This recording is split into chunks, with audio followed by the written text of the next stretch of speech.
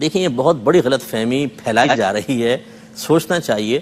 نبی کریم صلی اللہ علیہ وسلم نے ارشاد فرمایا کہ جب تک بلال اذان دیں تم کھاتے پیتے رہو، لیکن جب عبداللہ بن ام مکتوم اذان دیں تو تم کھانا پینا چھوڑ دو، کیونکہ وہ طلوع فجر پر اذان دیتے ہیں۔ یہ بخاری کی روایت بالکل واضح ہے۔ اس کا مطلب یہ ہے کہ حضرت بلال تہجد کی اذان دیتے تھے تو سحری تو ختم ہی نہیں ہوتی تھی، تو سرکار نے فرمایا کھاتے پیتے رہو۔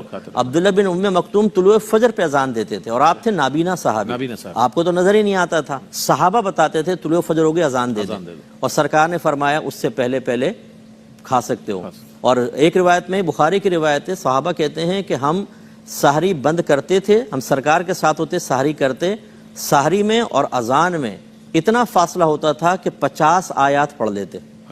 اب آپ اندازہ کریں تو وہ والی روایات لے لیں کہ پیالے کے اندر کھانا ہے تو کھاتے رہو چاہے اذان ہوتی رہے۔ اب خود سوچئے کہ جب ایک وقت مخصوص ہے روزے کی ابتدا کا تو پھر کیسے شریعت کھانا کھانے کی اجازت دے گی؟